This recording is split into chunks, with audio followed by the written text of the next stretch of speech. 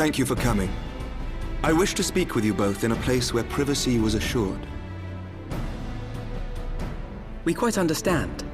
What was it that you wished to discuss?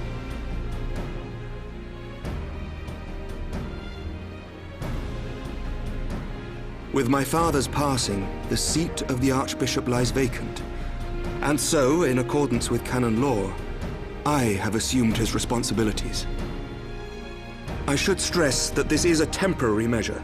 It was never intended that the Lord Commander of the Temple Knights serve in this capacity indefinitely. Quite the opposite. The statutes specify that I should surrender my powers as soon as a conclave of the senior clergy and the high houses have named a new archbishop. But in light of recent events, that would not seem appropriate.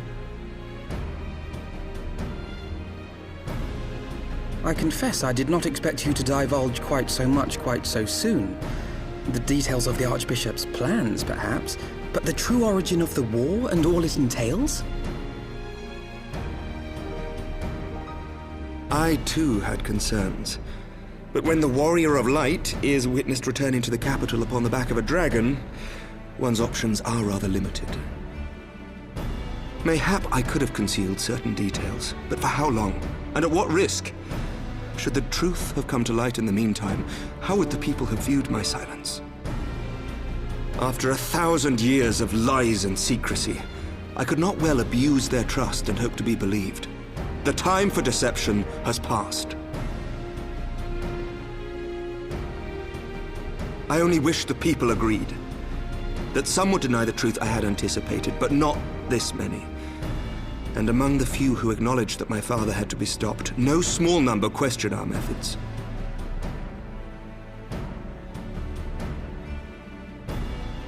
If they suspect a coup, it will not be long before some turn to violence. It has already begun, and that on both sides. Men and women of the cloth are being harassed in the streets. Some have even been assaulted in the Broom. Hilda and her people have formed a watch to help us maintain order, but such measures will not prevent the unrest from spreading. For all our talk of peace, the people remain frightened and confused. For their sake, we must bring the Dragonsong War to a definitive end.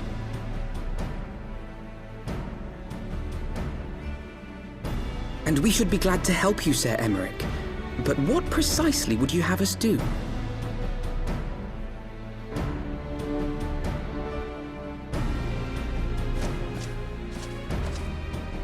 We wish to treat with the dragons of XIV. To that end, I would trouble you for an escort and an introduction.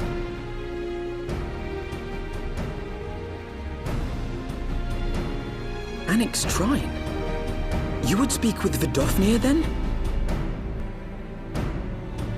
We must needs open a dialogue between our peoples. Acting as my representative, Lucia will extend an invitation to their leader, that she might visit us here in Ishgard. Were she still with us, I would of course have beseeched Isel's assistance in this matter. But as she is not, I must ask that you aid us in her stead. Will you do us this favor?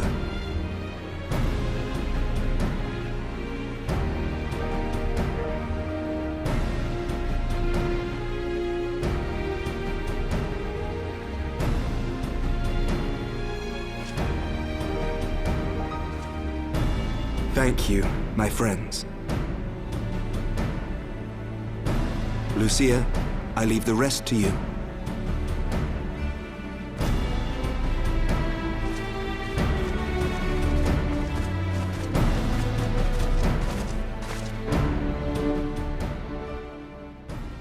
In the wake of the Archbishop's fall, the nation of Ishgard trembled, the faith of her people shaken to its very core.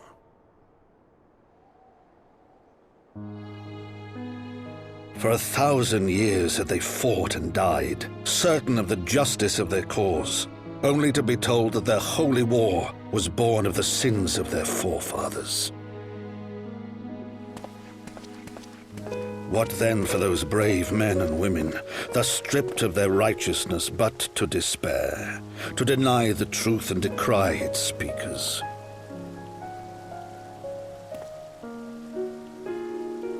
And what then for those whom they defamed but to hope on, to have faith in a brighter tomorrow?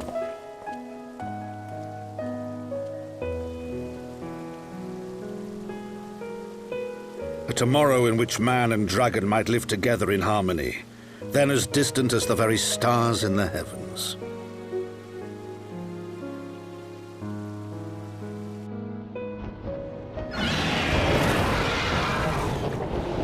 Yet while we dared to hope, deep within his lair the enemy lay, gathering his strength.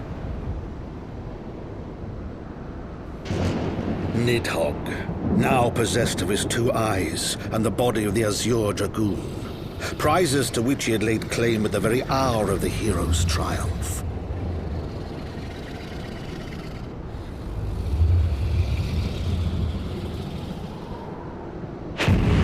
As desperately as we sought the solace of peace, the great worm craved the misery of war. Nor was he alone in his misbegotten desire.